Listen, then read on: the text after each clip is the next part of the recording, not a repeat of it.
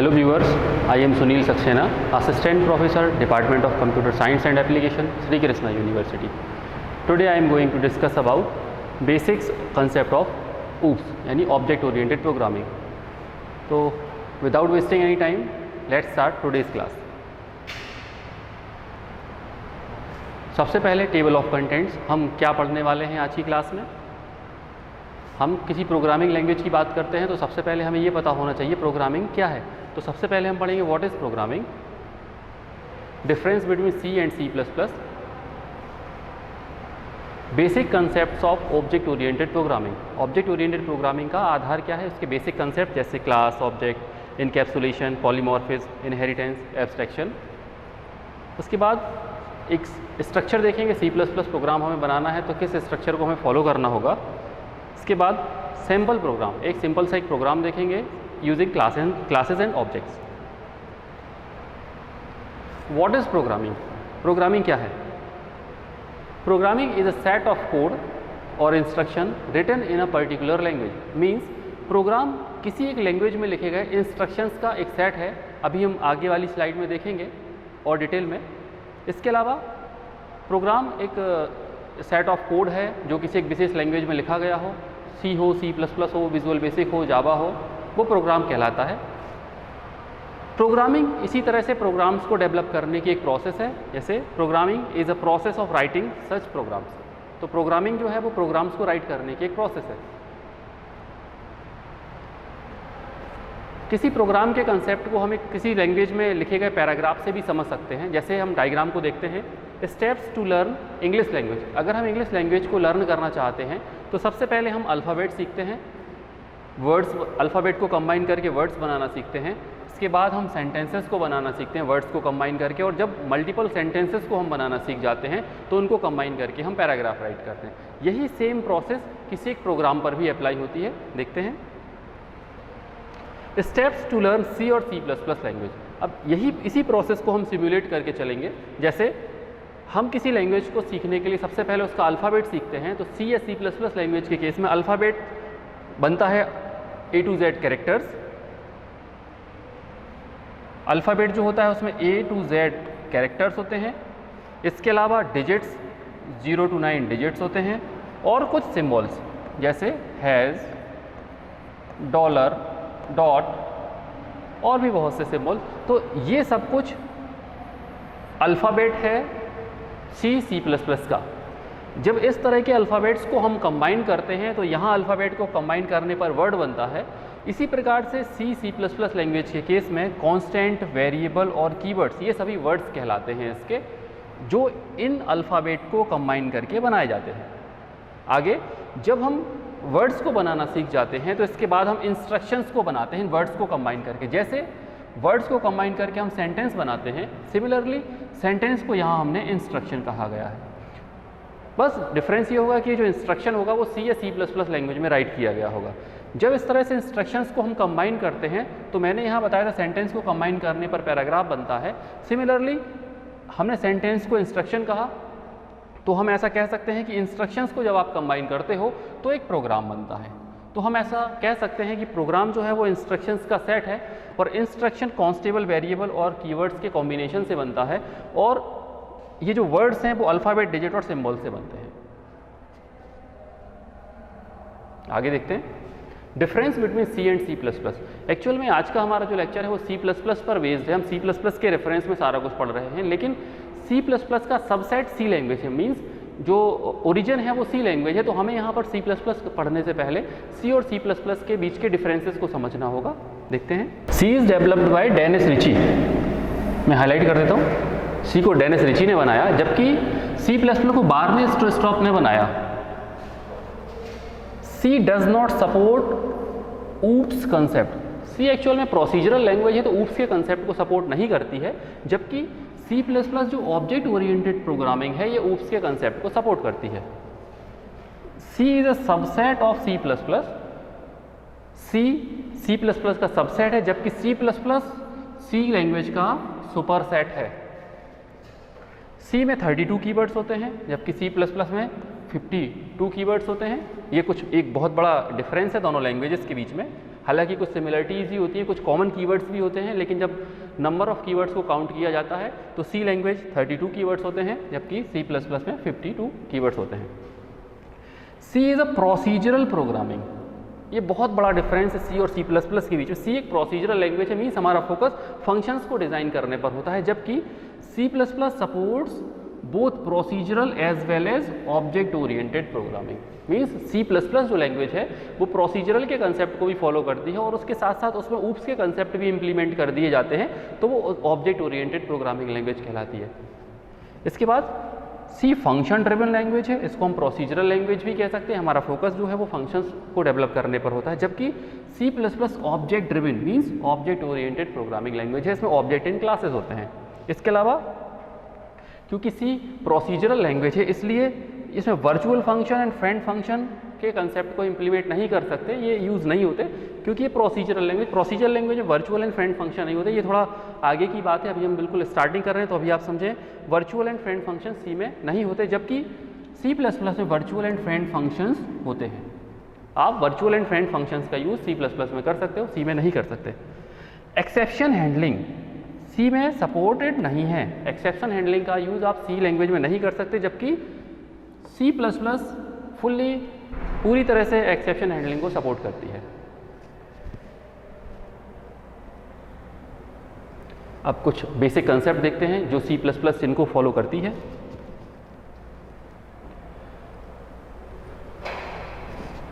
Object oriented programming, सबसे पहले हम बेसिक कंसेप्ट को समझने के लिए देखते हैं ऑब्जेक्ट ओरिएंटेड प्रोग्रामिंग क्या है।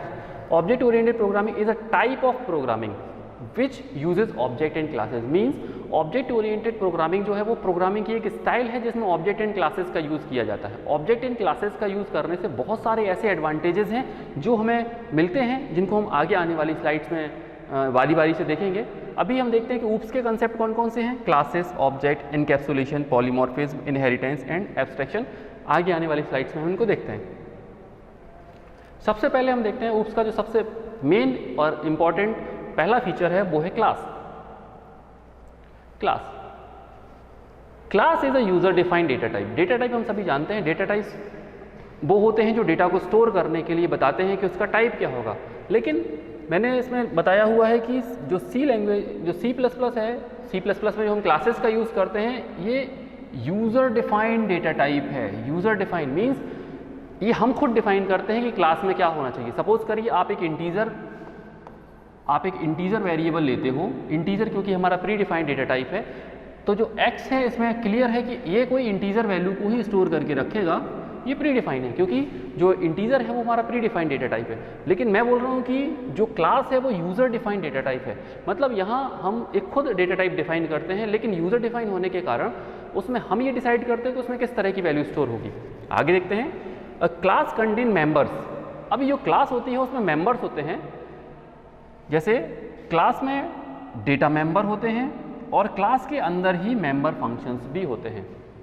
इसको आप ऐसे समझ सकते हो कि क्लास, अभी हम क्या करते हैं जब हम सी लैंग्वेज में प्रोग्राम बनाते हैं तो जो फंक्शंस होते हैं वो बाहर डिक्लेयर करे जाते हैं, हम मेन में केवल उनको यूज़ करते हैं। जबकि जब सी प्लस प्लस की हम बात करते हैं और क्लासेस एंड ऑब्जेक्ट्स की बात करते हैं तो सी प्लस प्लस में डेटा मेंबर और मेंबर फंक्शन दोनों ही क्लास के अंदर होते हैं, इनबिल्ट होते हैं उसमें, उसको हम डिफाइन करते हैं और जिस तरह के मेंबर आप क्लास में लेते हो वो क्लास में वही डेटा स्टोर होगा। इसीलिए हमने इसको कहा है ये यूज़र डिफाइंड डेटा टाइप है।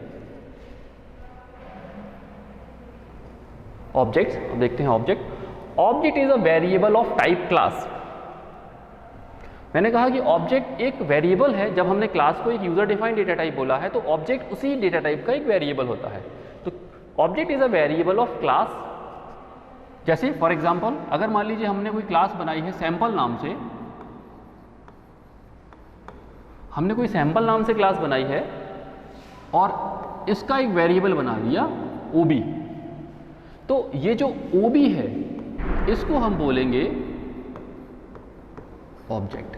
सिमिलरली इसको आप कंपेयर कर सकते हो, अगर मान लीजिए हम इंटीजर टाइप का एक कोई वेरिएबल बनाते हैं x, तो x ये एक वेरिएबल है, ये x जो है वो एक वेरिएबल है क्योंकि ये प्री डिफाइंड टाइप का है, ये इंटीजर टाइप का है। जबकि जो OB हमने लिया है ये क्लास टाइप का वेरिएबल है, क्योंकि हम ये मान के चल रहे हैं कि जो सैंपल है वो क्लास का नाम है, तो क्लास टाइप का जो वेरिएबल है OB, इसको हम कहते हैं ऑब्जेक्ट। अभी आगे हम देखेंगे कि इससे मेंबर्स को एक्सेस कैसे करते हैं। क्लास जो ऑब्जेक्ट है इसका एक और यूज होता है, when a class is defined, जब हम क्लास को डिफाइन करते हैं, only the specification for the object is defined, no memory और स्टोरेज इज अलोकेशन। मीन्स जब हम क्लास को डिफाइन करते हैं, ऑब्जेक्ट बनाते हैं, तो उस समय कुछ नहीं होता, केवल उसके लिए केवल एक जस्ट एक डेफिनेशन होती है वो। लेकिन जब हमें उस क्लास के मेंबर्स को एक्सेस करना हो, मैंने अभी बताया कि क्लास में डेटा मेंबर भी होते हैं, मेंबर फंक्शन भी होते हैं, क्योंकि ये दोनों ही एक ही क्लास को बिलोंग करते हैं, तो जब हमें इनको एक्सेस करना होता है तो उसको एक्सेस करने के लिए हमें ऑब्जेक्ट की जरूरत पड़ती है। जैसे मान लीजिए कि OB हमने एक ऑब्जेक्ट डिक्लेयर करा है, तो इस सैंपल क्लास के जो मेंबर्स होंगे वो इस OB के साथ डॉट लगाकर, सपोज करिए एक x इसमें वेरिएबल लिया है और इसको हमें कोई वैल्यू असाइन करनी है, तो हम इस प्रकार से लिखेंगे। हम ये मान के चल रहे हैं कि OB हमारा ऑब्जेक्ट है, x डेटा मेंबर है और इसको हम 100 वैल्यू असाइन करना चाहते हैं। क्योंकि ये x हम मान के चल रहे हैं कि ये सैंपल क्लास को बिलोंग करता है, तो ये x को जब आपको एक्सेस करना होगा तो ऑब्जेक्ट के साथ डॉट लगाकर आप इसको एक्सेस करोगे। मीन्स इसका सेकंड यूज़ यही है कि जब आपको मेंबर्स को एक्सेस करना होता है जो किसी क्लास के मेंबर हैं, तो आप उस क्लास का ऑब्जेक्ट यूज़ करते हो। विदाउट ऑब्जेक्ट आप इन मेंबर्स को एक्सेस नहीं कर सकते। मेमोरी एलोकेशन, अब देखते हैं कि जब हम ऑब्जेक्ट डिक्लेयर करते हैं तो ऑब्जेक्ट के लिए मेमोरी एलोकेट किस प्रकार से होती है। देखते हैं, यहाँ हमने एक एग्जाम्पल के लिए एक सैम्पल क्लास डिक्लेयर करी है। क्लास का नाम हमने सैम्पल लिया है। इसके पब्लिक सेक्शन में दो वेरिएबल डिक्लेयर किए हैं, A एंड B। जनरली हम जो वेरिएबल हैं इनको पब्लिक सेक्शन में डिक्लेयर नहीं करते, लेकिन अभी क्योंकि मेमोरी एलोकेशन को हमें समझना है, इसलिए मैंने इन डेटा मेंबर्स को भी, यानी कि वेरिएबल्स को पब्लिक सेक्शन में डिक्लेयर करा है, जिससे आप इसको मेन में डायरेक्टली एक्सेस कर सकते हो। ये A और B दो हमारे वेरिएबल हैं, और यहाँ पर मेन फंक्शन में हमने, क्योंकि हमारी क्लास का नाम है सैम्पल, तो सैम्पल क्लास के दो ऑब्जेक्ट हमने डिक्लेयर किए हैं, S1 एंड S2। आप ऑब्जेक्ट किसी भी नाम से डिक्लेयर कर सकते हो। अभी क्योंकि इस क्लास में दो वेरिएबल हमने लिए हैं, तो हम ये देखेंगे कि S1 और S2 दो ऑब्जेक्ट जो हमने क्रिएट करे हैं, इन ऑब्जेक्ट के थ्रू अगर A और B को एक्सेस करना है तो कैसे करेंगे। देखिए, क्योंकि S1 और S2 जो ऑब्जेक्ट हैं हमारे, पहले हम S1 के लिए देखते हैं, क्योंकि A और B दो वेरिएबल हैं, तो S1 डॉट A जब हम लिखेंगे तो ये इंडिकेशन होगा इस S1 ऑब्जेक्ट का जो A पार्ट है उसके लिए। जब आप S1 डॉट B लिखोगे तो इस S1 ऑब्जेक्ट के लिए B के लिए मेमोरी एलोकेट हुई है, हम उसकी बात कर रहे हैं। सिमिलरली जब S2 डॉट A लिखते हो तो इस S2 ऑब्जेक्ट का जो A होगा उसकी बात कर रहे हैं, और S2 डॉट B लिखते हो तो इस S2 ऑब्जेक्ट का जो B पार्ट होगा उसकी बात करते हैं। आगे देखते हैं, जब आप लिखते हो S1 डॉट A, सबसे पहले हम देखते हैं कि जब आपने ऑब्जेक्ट क्रिएट करे तो हुआ क्या। जैसे अभी पहले ऑब्जेक्ट की बात करते हैं, आपने जब S1 ऑब्जेक्ट क्रिएट करा तो S1 ऑब्जेक्ट के लिए एक मेमोरी एलोकेट हुई। क्योंकि इस क्लास में दो मेंबर हमने लिए हुए हैं, तो इस S1 ऑब्जेक्ट के लिए दोनों की अलग अलग कॉपी क्रिएट होगी।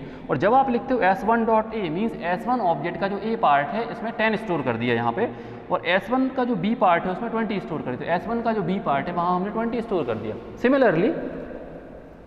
सिमिलरली जब आप S2 ऑब्जेक्ट क्रिएट करते हो तो S2 ऑब्जेक्ट के लिए भी A और B होंगे, क्योंकि यहाँ जो वेरिएबल हम डिक्लेयर करते हैं, इन वेरिएबल के लिए मेमोरी स्पेस हर ऑब्जेक्ट के लिए अलग अलग डिक्लेयर करा जाता है, हर ऑब्जेक्ट के लिए अलग अलग क्रिएट किया जाता है। मैंने दो ऑब्जेक्ट क्रिएट करे, देखिए ये S1 के लिए स्पेस एलोकेट किया गया है पूरा, ये S2 ऑब्जेक्ट के लिए। क्योंकि इस क्लास में दो डेटा मेंबर थे, तो दोनों का उसी में से डिवीज़न हो जाएगा। मतलब अगर आप इस टोटल स्पेस की बात करो तो ये 4 बाइट का स्पेस होगा। आप अगर इस स्पेस की बात करो तो ये 4 बाइट्स का स्पेस होगा, क्योंकि जो ऑब्जेक्ट की साइज़ होती है, जो ऑब्जेक्ट की टोटल साइज़ होती है, वो उसके जो डेटा मेंबर्स होते हैं उनकी टोटल साइज़ के बराबर होती है। मीन्स इंटीजर, एक इंटीजर 2 बाइट का स्पेस लेता है, क्योंकि इसमें दो इंटीजर बनाए गए हैं, तो टोटल इस ऑब्जेक्ट की साइज़ होगी 4 बाइट। मीन्स ये जो पूरा ये जो स्पेस है वो 4 बाइट का होगा, और यहाँ 2 बाइट का ये होगा और 2 बाइट का ये होगा। क्योंकि दोनों एक ही क्लास के मेंबर है, इसलिए दोनों के लिए मेमोरी का लोकेशन इक्वल होगा। आगे देखते हैं, इनकैप्सुलेशन। इनकैप्सुलेशन क्या है, ये ऊप्स का एक बहुत इंपॉर्टेंट कंसेप्ट है। Encapsulation is a process of binding data members. Binding का मतलब ये है कि उनको एक साथ बांध कर रखना। जैसे आप ये डायग्राम में देख रहे हो, ये जस्ट मैंने एक कैप्सूल को, एक जो मेडिसिन होती है कैप्सूल, हमने उसको यहाँ विजुअलाइज करने की कोशिश करी है। जैसे कैप्सूल होता है, कैप्सूल के अंदर जो मेडिसिन है आप उसको ब्रेक नहीं कर सकते, कैप्सूल को कभी ब्रेक नहीं कर सकते, आप आधी मेडिसिन नहीं लेते। अगर आपको कंज्यूम करना है तो पूरा कैप्सूल एक सिंगल यूनिट की तरह हम कंज्यूम करते हैं। सिमिलरली इनकैप्सुलेशन का मतलब ये होता है कि कैप्सूल के अंदर जो भी कुछ है वो बाहर नहीं आना चाहिए, क्योंकि क्लास में डेटा मेंबर भी होते हैं, मेंबर फंक्शन भी होते हैं, वो दोनों क्लास के अंदर टाइड होते हैं, बंधे हुए होते हैं। तो जो मेंबर हैं क्लास के वो बाहर एक्सेसिबल नहीं होते, और स्पेशली जो प्राइवेट मेंबर हैं वो बाहर एक्सेसिबल नहीं होते। मैंने यहाँ यही विजुअलाइज करा है कि ये हमारी क्लास है, ये हमारी क्लास है। ये ब्लू डॉट से जो मैंने शो करा है ये मैं वेरिएबल्स यानी डेटा मेंबर्स को शो कर रहा हूँ, और रेड डॉट से मैंने मेथड्स यानी मेंबर फंक्शन को शो कर रहा हूँ। दोनों ही एक ही क्लास के मेंबर हैं। देखिए ये दोनों सारे ही डॉट जो हैं वो एक क्लास के अंदर हैं। हम मेडिसिन जो कैप्सूल के अंदर हो हम उसको निकाल नहीं सकते बाहर, अगर आप निकालेंगे तो वो ख़राब हो जाएगा। सिमिलरली क्लास के अंदर भी जो डेटा मेंबर और मेंबर फंक्शन होते हैं वो बंधे हुए होते हैं, उनको बाहर हम नहीं निकाल सकते। यही होता है encapsulation. It is always a way of restricting access. ये एक्सेस को रोकने का, अनऑथराइज एक्सेस को रोकने का एक तरीका है, उसको रिस्ट्रिक्ट करने का एक तरीका है, क्योंकि आपने डेटा मेंबर और मेंबर फंक्शन को एक सिंगल कैप्सूल की तरह अंदर बंद कर दिया है, हम ऐसा कह सकते हैं। तो ये प्रोसेस होती है एनकैप्सुलेशन, जो पहला ऊप्स का एक इंपॉर्टेंट कंसेप्ट है। सेकंड देखते हैं, पॉलीमॉर्फिज्म एक टैगलाइन होती है, one thing perform multiple task. मतलब एक वस्तु है जो एक से ज़्यादा वर्क करती है, उस कंसेप्ट को हम पॉलीमॉर्फिज्म कहते हैं। इसको C++ में दो तरह से इम्प्लीमेंट किया जा सकता है, एक function overloading and operator overloading. Overloading का मीनिंग हम जानते हैं, किसी को एक्स्ट्रा वर्क देना, वो ओवरलोडिंग है। जैसे हम देखते हैं इसको, हम जानते हैं कि जो प्लस ऑपरेटर है, अगर हम मान लीजिए कि 3 वेरिएबल हैं हमारे, इन शॉर्ट हम इसको ऑपरेटर ओवरलोडिंग को समझने की कोशिश कर रहे हैं। सपोज करिए कि 3 वेरिएबल हमारे हैं x, y और z। अगर हम लिखते हैं z = x + y, तो ये बड़ी आसानी से हो जाएगा, क्योंकि जो प्लस ऑपरेटर है ये दो इंटीजर्स को ऐड करने के लिए, इसको इंटीजर या रियल नंबर्स को ऐड करने के लिए इसको बनाया गया है। लेकिन जब इन x, y और z की जगह ऑब्जेक्ट्स होंगे, हम ऑब्जेक्ट्स को ऐड करना चाहेंगे तो प्लस ऑपरेटर के द्वारा सिंपली हम नहीं कर सकते। लेकिन जो ऑपरेटर ओवरलोडिंग का कंसेप्ट है, इसके द्वारा किसी ऑपरेटर को एडिशनल मीनिंग हम प्रोवाइड कर सकते हैं, पूरा ऑपरेटर की डेफिनेशन हम लिख सकते हैं, लेकिन कुछ उसमें रिस्ट्रिक्शंस भी हैं। जैसे obj3 = obj1 + obj2। अब यहाँ पर ध्यान देने वाली बात यह है कि obj1, 2 एंड 3 किसी क्लास के हम ऑब्जेक्ट मानकर चल रहे हैं। अगर ये किसी क्लास के ऑब्जेक्ट हैं और ऑब्जेक्ट्स को हम ऐड करना चाहते हैं तो प्लस ऑपरेटर के द्वारा ऐसा पॉसिबल नहीं है। लेकिन जो ऊप्स का कंसेप्ट है पॉलीमॉर्फिज्म, इसमें हम ऐसा कर सकते हैं, मीन्स किसी ऑपरेटर को एडिशनल मीनिंग हम प्रोवाइड कर सकते हैं by the concept of operator overloading. ऐसा पॉसिबल है, लेकिन इसमें प्लस ऑपरेटर को हमें रीडिफाइन करना पड़ेगा। उसके कुछ रिस्ट्रिक्शंस हैं, उनको फॉलो करते हुए हम जब डेफिनेशन लिखेंगे, फंक्शन को डिफाइन करेंगे कि प्लस ऑपरेटर से हमें ऑब्जेक्ट्स को भी ऐड करना है, तो हम ऐसा कर पाएंगे। इसके अलावा फंक्शन ओवरलोडिंग भी एक कंसेप्ट है। अगर हम प्रोग्राम में फंक्शंस बनाते हैं, फंक्शंस मल्टीपल फंक्शंस होते हैं और उन फंक्शंस के नेम अगर सेम होते हैं, तो क्योंकि उनका नेम एक ही है लेकिन हर एक फंक्शन की डेफिनेशन अलग अलग लिखी गई है, हर एक फंक्शन अलग अलग वर्क परफॉर्म करता है, तो ऐसी स्थिति में हम उसको फंक्शन ओवरलोडिंग कहते हैं। मैंने बताया one thing perform multiple task. एक वस्तु है जो एक से ज़्यादा वर्क को परफॉर्म करती है। जैसे यहाँ पर मैंने बताया प्लस ऑपरेटर जो है वो नंबर्स को ऐड करने के लिए बनाया गया, लेकिन by the concept of polymorphism हम उसको एडिशनल मीनिंग प्रोवाइड कर सकते हैं। ऑपरेटर हमारा वही रहेगा लेकिन ये ऑब्जेक्ट्स को भी ऐड करेगा। फंक्शन एक होगा, फंक्शन का नाम एक होगा, जबकि वो डिफरेंट वर्क को परफॉर्म करेगा। तो ये पॉलीमॉर्फिज्म है, ऐसा C++ में किया जा सकता है।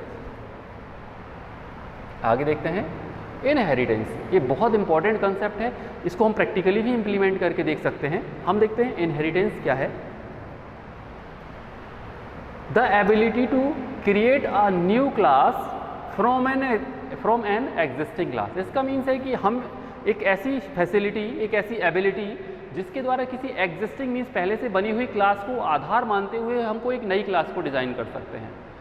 ये इनहेरिटेंस का कंसेप्ट कहलाता है। इसमें होता यह है कि जो हमारी मेन क्लास होती है, जो ओल्ड क्लास है, उसमें जो फीचर्स होते हैं वो ऑटोमेटिकली न्यू क्लास में आ जाते हैं, और इसके अलावा न्यू क्लास में हम एक्स्ट्रा फीचर्स को भी ऐड कर सकते हैं। इसके अलावा inheritance is a mechanism of reusing, inheritance is the mechanism of reusing, inheritance is the mechanism of reusing, यहाँ ध्यान दें, रीयूजिंग मतलब उसको बार बार यूज़ करना, और एक्सटेंडिंग, एक्सटेंडिंग मीन्स होता है उसमें न्यू फीचर्स को ऐड करना। हम इसको समझ सकते हैं कि अगर मान लीजिए हमारी कोई पहले से बनी हुई क्लास है, सपोज करिए कोई हमारी क्लास ए है, कोई क्लास ए है, ये हमारी ओल्ड क्लास है, ये हमारी ओल्ड क्लास है। इस क्लास में हम नए मेंबर्स को ऐड करना चाहते हैं, हम एक नई क्लास बनाना चाहते हैं, क्लास बी, एक नई क्लास हम बनाना चाहते हैं क्लास बी, और इस ए को आधार मानते हुए हम बी क्लास बनाते हैं। मीन्स ए क्लास में जो फीचर्स होंगे, ए क्लास में जो फीचर्स होंगे वो ऑटोमेटिकली बी क्लास में आ जाएंगे। मीन्स जो ए के फीचर्स हैं वो बी में हम आ जाएंगे, हमें उनको लिखना नहीं पड़ेगा। ये होता है रीयूजिंग, उसको बार बार आप यूज़ कर सकते हो विदाउट डिफाइनिंग सेकेंड टाइम। इसके अलावा जो फीचर्स ए में थे वो बी में बाय डिफ़ॉल्ट आ जाएंगे इनहेरिटेंस के कंसेप्ट के द्वारा। इसके अलावा हम उसमें कुछ नए फीचर्स भी ऐड कर सकते हैं। जो फीचर्स ए से बी में आए हैं वो तो आ गए हैं, लेकिन हम कुछ नए फीचर्स भी अगर यहाँ ऐड करना चाहते हैं तो कर सकते हैं, एक्स्ट्रा फीचर। ये कहलाता है एक्सटेंडिंग, इसको कहते हैं एक्सटेंडिंग। मीन्स उसको एक्सटेंड करना, उसमें नए फीचर्स को ऐड करना। ये रीयूजिंग एंड एक्सटेंडिंग दोनों ही फैसिलिटी हमें मिलती हैं जब हम इनहेरिटेंस का कंसेप्ट यूज़ करते हैं। एक सिंपल सा एग्जांपल देखते हैं इनहेरिटेंस का, देखते हैं। यहाँ हम देखते हैं, हम ये मानकर चल रहे हैं कि जो एनिमल क्लास है ये हमारी पुरानी क्लास है, पहले से बनी हुई क्लास है, जिसमें ईट एंड स्लीप दो मेथड्स हमने डिफाइन करके रखे हुए हैं। जो ओल्ड क्लास होती है, जो पहले से बनी हुई क्लास है, इसको हम बोलते हैं बेस क्लास। ये इनहेरिटेंस का टर्म है बेस क्लास। और जो नई क्लास हम बना रहे हैं, जैसे इसमें हमने डॉग नाम की क्लास हम बनाना चाहते हैं, तो इसको बोलते हैं डिराइव क्लास। डिराइव का मीन्स होता है किसी दूसरे से प्राप्त करना, क्योंकि ये क्लास हम इस क्लास से बना रहे हैं, इसलिए इसको बोलेंगे डिराइव क्लास, इसको बोलेंगे बेस क्लास।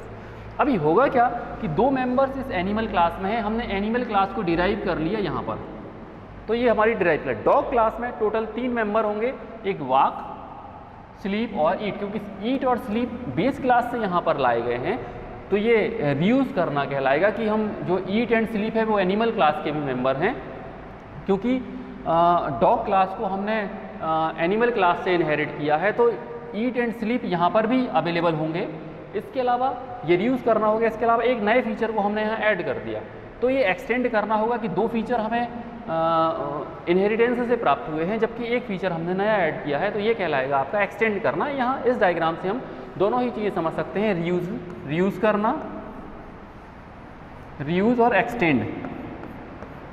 जैसा मैंने पिछली स्लाइड में बताया था, ये दोनों ही फीचर हम यहाँ पर समझ सकते हैं, रीयूज़ करना और एक्सटेंड करना। आगे देखते हैं। अब बात करते हैं हम एब्स्ट्रैक्शन की।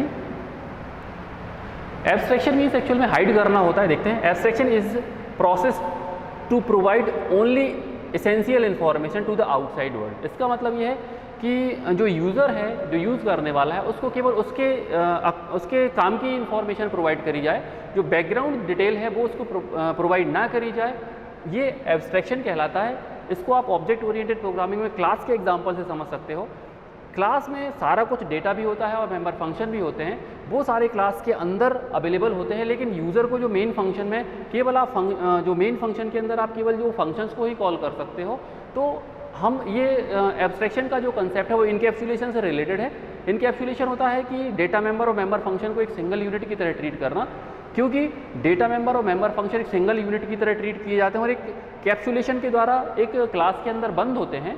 तो यही एब्स्ट्रैक्शन भी है, क्योंकि वो जो मेंबर क्लास के अंदर हैं वो बाहर एक्सेसिबल नहीं होते। ये एब्स्ट्रैक्शन है, बाहर हाइड रहते हैं, छुपे हुए रहते हैं। जैसे for example, a web server hides how it process data, it receives the end user just hits end point and gets the data back. इसका मतलब ये है कि जब आप इंटरनेट का यूज़ कर रहे हो, ये जस्ट एग्जांपल के लिए है, जब आप इंटरनेट का यूज़ कर रहे हो तो आप अपनी रिक्वेस्ट जो देते हो ब्राउज़र पर वो सर्वर तक पहुंचती है और सर्वर उसके अकॉर्डिंग केवल वो डिटेल आपके पास फॉरवर्ड करता है जो आपके काम की है। सर्वर ने कैसे वर्क किया, सर्वर ने कैसे रिस्पॉन्स दिया, सर्वर ने प्रोसेस कैसे किया, ये एंड यूज़र को, हमें और आपको पता नहीं होता, क्योंकि ये सारी बैकग्राउंड डिटेल जो है वो हाइड रहती है। यही डेटा एब्स्ट्रैक्शन है। अब देखते हैं स्ट्रक्चर ऑफ C++ प्रोग्राम। हम एक इन शॉर्ट देखेंगे कि C++ प्रोग्राम अगर हमें राइट करना है तो उसमें क्या क्या हमें फॉलो करना होगा। जैसे सबसे पहले documentation section. Documentation section 2 forward slash से शुरू होता है। इसमें हम हमारे प्रोग्राम से रिलेटेड डिटेल दे सकते हैं, प्रोग्राम में क्या हो रहा है, उसका किसने बनाया है, ये हम डिटेल दे सकते हैं। डॉक्यूमेंटेशन सेक्शन में हम जो कुछ भी लिखते हैं, मीन्स 2 फॉरवर्ड स्लैश के बाद जो भी हम लिखते हैं उसको कंपाइलर रीड नहीं करता, ये हमारी जानकारी के लिए होता है। उसके बाद लिंक सेक्शन, मीन्स आपने प्रोग्राम में देखा होगा हैज़ इंक्लूड लिखा रहता है। इस सेक्शन में एक्चुअल में हम क्या करते हैं, हेडर फाइल्स को इंक्लूड करते हैं हमारे प्रोग्राम में, तो ये लिंक सेक्शन कहलाता है। इसके बाद डेफिनेशन सेक्शन। डेफिनेशन सेक्शन में एक्चुअल में क्या होता है, क्लासेस आती हैं। जैसे आप क्लास वगैरह बनाते हो तो क्लासेस की डेफिनेशन आएगी। इसके बाद ग्लोबल डिक्लेरेशन का मीन्स होता है कि कभी कभी हमें ऐसी रिक्वायरमेंट होती है कि हम ग्लोबल वेरिएबल अपने प्रोग्राम में डिक्लेयर करना चाहते हैं, वो वेरिएबल डिक्लेयर करना चाहते हैं जिसका स्कोप पूरे प्रोग्राम में हो, वैसे वेरिएबल ग्लोबल वेरिएबल कहलाते हैं। तो इसके बाद वो यहाँ डिक्लेयर करे जाते हैं ग्लोबल वेरिएबल। Function definition. अब जैसे हम सपोज करिए कि क्लास हमने यहाँ डिफाइन कर दी है, लेकिन कभी कभी क्या होता है कि क्लास के अंदर जो मेंबर फंक्शन हम लेने वाले हैं वो मेंबर फंक्शन लेंदी होते हैं। लेंदी होने के कारण हम क्लास के अंदर उनका केवल डिक्लेरेशन देते हैं, ध्यान देना मैं कह रहा हूँ डिक्लेरेशन देते हैं, जबकि उनका डेफिनेशन आउटसाइड क्लास दिया जाता है। तो फिर यहाँ आप उनका पूरा डिटेल, उसका डेफिनेशन फंक्शन की बॉडी डिफाइन करते हो। और उसके बाद सबसे लास्ट में आता है मेन फंक्शन, जो जनरली इस प्रकार से लिखा जाता है, वॉइड मेन। यहाँ पर आप क्या करते हो, बस मेन के बाद जो ओपनिंग कर्ली ब्रैकेट लगाया था यहाँ आप अपने प्रोग्राम का कोड लिखते हो, फाइनली इसको बंद करते हो। इसके बाद प्रोग्राम में जनरली कुछ नहीं लिखा जाता।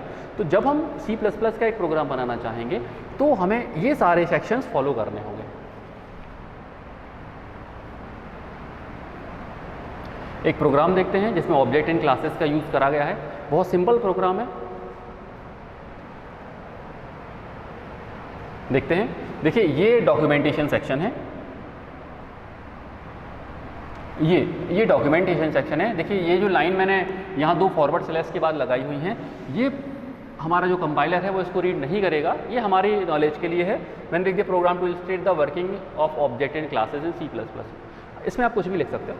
देखिए ये लिंक सेक्शन है, हैज़ इंक्लूड लगा दिया मैंने, iostream.h हेडर फाइल को इंक्लूड कर दिया हमने। एक्चुअल में इस हेडर फाइल को अपने प्रोग्राम से लिंक कर लिया है। इसके बाद मैंने क्लास बनाई है।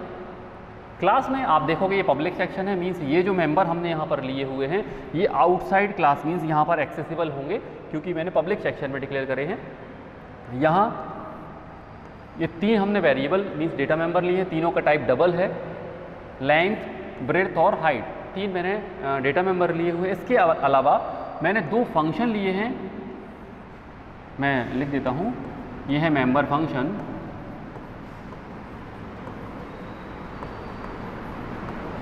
ये मेंबर फंक्शन है, और ये है डेटा मेंबर,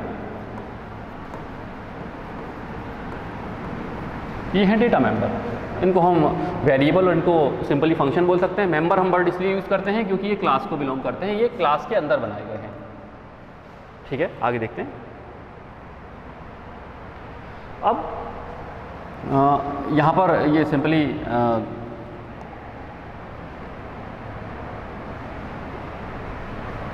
ये डेटा मेंबर है। इसके बाद यहाँ देखिए कैलकुलेट एरिया एक फंक्शन बनाया गया है जिसका रिटर्न टाइप डबल है, मींस ये जो फंक्शन है ये कैलकुलेट होने पर लेंथ और ब्रेड्थ का मल्टीप्लिकेशन करके जो वैल्यू जनरेट होगी उसको रिटर्न करेगा। जब कोई फंक्शन वैल्यू रिटर्न करता है तो वो वहाँ पहुँचती है जहाँ उस फंक्शन को कॉल किया गया, मींस ये कॉलिंग स्टेटमेंट है।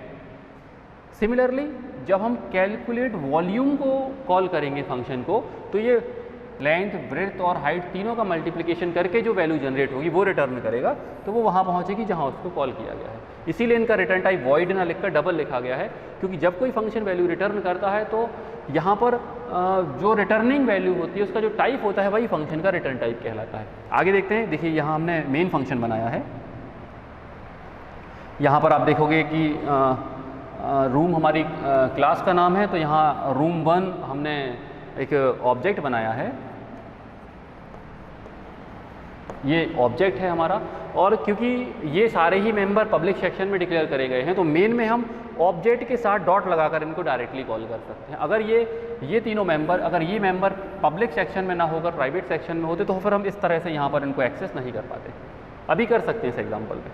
जैसे रूम1 हमारा ऑब्जेक्ट है, रूम1 डॉट लेंथ, मतलब जो रूम1 ऑब्जेक्ट को जो मेमोरी एलोकेट करी जाएगी, रूम1 ऑब्जेक्ट को जो मेमोरी एलोकेट करी जाएगी उसका जो लेंथ वाला पोर्शन होगा उसे 42.5 स्टोर करना है। उसी प्रकार से ब्रेड्थ वाला पोर्शन है उसमें 30.8 स्टोर करना है, और हाइट वाला जो पोर्शन है उसमें 19.2 स्टोर करना है। ये हमने वैल्यू स्टोर करा दी। इसके बाद हमने सी आउट स्टेटमेंट लगाया। सी आउट में डबल कोटेशन में हमने लिखा है एरिया ऑफ रूम, कमरे का जो एरिया है वो हमें प्रिंट करना है, तो सबसे पहले ये लिखा हुआ आएगा एरिया ऑफ रूम। उसके बाद यहाँ आप ध्यान दीजिए, यहाँ पर हमने फंक्शन को कॉल करा है। यहाँ मैंने लिखा रूम1, जिस प्रकार से आप ध्यान दें डेटा मेंबर को ऑब्जेक्ट के साथ डॉट लगाकर हमने कॉल करा है, वैसे ही हम मेंबर फंक्शन को भी कॉल करते हैं। तो ऑब्जेक्ट का नाम है हमारा रूम1, यहाँ हमने रूम1 डॉट लिखा। अब क्योंकि हमें मेथड को कॉल कर रहा हूँ, यहाँ हमने मैसेज दिया है एरिया ऑफ रूम, तो एरिया हमें किस फंक्शन से मिलना है, इस फंक्शन से एरिया मिलेगा। तो हमने इसको कॉल कर लिया कैलकुलेट एरिया। इससे क्या होगा, ये फंक्शन ऑपरेट होगा, और लेंथ और ब्रेड्थ का जो मल्टीप्लिकेशन होगा, मीन्स लेंथ और ब्रेड्थ इन दोनों का जो मल्टीप्लिकेशन होगा वो यहाँ आ जाएगा, और बाद में हमने एंड एल लगाया है तो ये क्या करेगा, एरिया को प्रिंट करने के बाद लाइन को चेंज कर देगा। सिमिलरली हमने दूसरा जो सी आउट स्टेटमेंट लगाया है, इसमें हमने लिखा है वॉल्यूम ऑफ रूम का जो वॉल्यूम है वो प्रिंट करेगा, ये एज अ मैसेज प्रिंट करेगा। इसके बाद हमने इसको कॉल करा है, तो हमने यहाँ पर इस वाले फंक्शन को कॉल करा है वॉल्यूम को। तो वॉल्यूम क्या करेगा, लेंथ ब्रेड्थ और हाइट तीनों का जो मल्टीप्लिकेशन होगा वो रिटर्न करेगा, मतलब इन तीनों की वैल्यू को मल्टीप्लाई करेगा और जो उसका रिजल्ट होगा वो प्रिंट करेगा। और उसके पहले लिखा हुआ आएगा वॉल्यूम ऑफ रूम, और उसके बाद एंड एल लगाया है तो ये क्या करेगा, लाइन को चेंज कर देगा। अब देखते हैं इसका रिजल्ट क्या होगा। एरिया ऑफ रूम, पहले हमने एरिया फंक्शन को कॉल करा था, तो जो वैल्यू हमने यहाँ पर प्रोवाइड करी हैं, ये इन तीनों वैल्यू के अकॉर्डिंग जो एरिया ऑफ रूम आएगा वो आएगा 1309। इसके बाद वॉल्यूम ऑफ रूम, देखिए यहाँ पर हमने करा है volume of room, volume function को कॉल करा, उसमें क्या करेगा, इन तीनों वैल्यू को मल्टीप्लाई करके प्रिंट करेगा। तो सिमिलरली वॉल्यूम ऑफ रूम, ये तीनों वैल्यू का जो मल्टीप्लिकेशन होगा वो यहाँ आ जाएगा। तो उम्मीद है आज का वीडियो आपको पसंद आया होगा। आगे फिर कुछ एडवांस टॉपिक के साथ फिर मिलेंगे। नमस्कार।